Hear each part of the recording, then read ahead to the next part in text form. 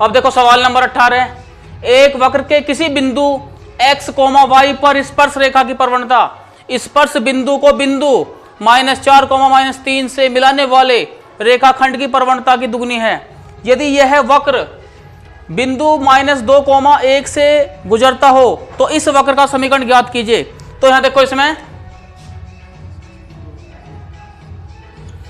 तो देखो यदि कोई बिंदु x और y दिया हो तो वहां पर स्पर्शी की प्रवणता जो बनेगी वो बनेगी एक्स वाई पर dy upon dx, dy upon dx। ठीक है, अब इसने कहा कि स्पर्श बिंदु एक तो ये खुद ये बिंदु हो गया और दूसरा बिंदु क्या है -4 और -3। तो प्रवणता का जो फॉर्मूला बनता है देखो यहां पर m, उसके अनुसार यानी कि y2 - y1 upon x2 - x1। अब देखो y2 का स्थान पे अगर हम लेकर चलें तो यहाँ y2 कितना है यहाँ पर y। ठीक है, तो जब तो ये कह रहा है कि इसकी जो प्रवणता है बिंदु x y पर जो स्पर्शरेखा की प्रवणता है वो स्पर्श बिंदु को -4 और 3 से मिलाने वाले रेखाखंड यानी कि इसकी प्रवणता का 2 गुना। तो क्या करेंगे, इसकी प्रवणता कितनी है कि y2 - y1। तो y2 यानी कि y घटने वाला काय में है माइनस में, तो यहां +3 और इसके बटे x जमा 4 क्या है 2 गुना, यानी कि इसका 2 गुना है। ठीक है ना, इस तरह से आगे। तो अब देखो यहां, अब इसलिए देखो dy अपॉन यहां जगह y जमा 3 और 2 को भी इसके साथ ले लेंगे इस तरह से। ठीक है, और बराबर क्या है यहां dx बटे x जमा 4। देखो इसे आगे भी इस तरह लिख सकते हैं, देखो यहाँ इसकी गुणा इसमें दिखा देंगे तो 2y जमा 3 इस तरह से आ जाएगा ये, और इसके बटे क्या है x जमा 4। ठीक है, ये इसके बटे आगे हैं और बराबर dx बटे x जमा 4। ठीक है, समाकलन करने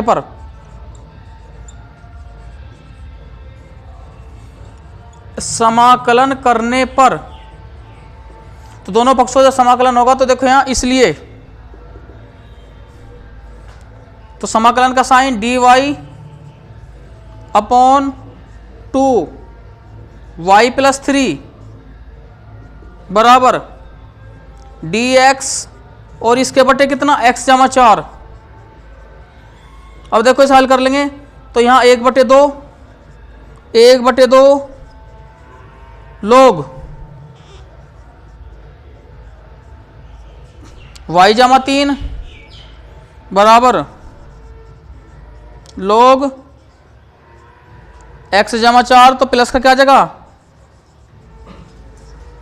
log c, पहले नोट कर लो तक।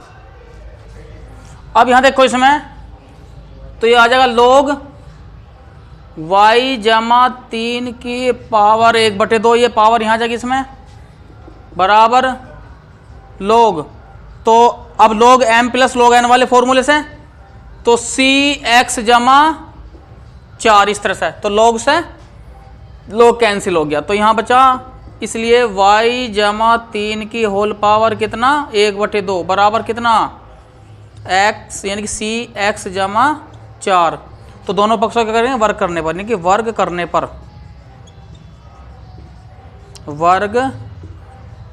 तो क्या आ जाएगा यहाँ y जमा 3 तो इधर आ गए, तो बराबर क्या आया यहाँ c² और x जमा 4 का होल स्क्वायर। अब जो c² है यहाँ ध्यान रखना है, अब c के साथ चाहे 2c या 1/2c कुछ भी मतलब अपोन में आओ या स्क्वायर आओ या क्यूब आओ, लेकिन इसे लेके चलना है हमें c के बराबर। ध्यान रखना ये कॉन्स्टेंट को लेके इसके बराबर चलना c के बराबर। ठीक है ना, तो क्या करेंगे यहाँ तो इसे y जमा 3 बराबर किसके बराबर लेकर जाना c के।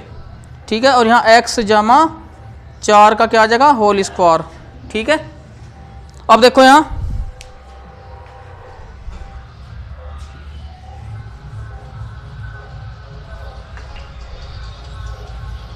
तो अब बिंदु किससे हो जा रहा है -2 और 1 से। ठीक है ना, अब चूंकि यह वक्र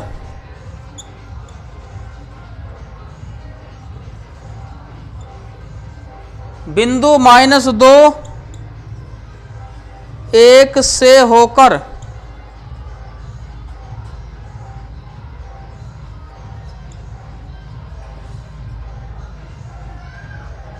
गुजरता है।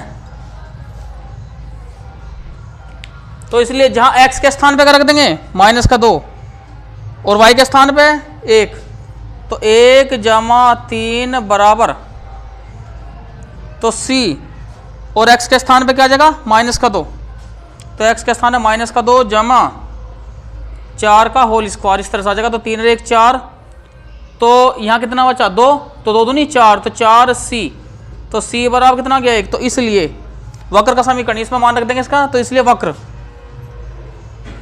तो इसलिए वक्र आ गया y जमा 3 बराबर c का स्थान पे रख देंगे 1, तो x जमा 4 का कितना होल स्क्वायर। नोट कर लो इसे।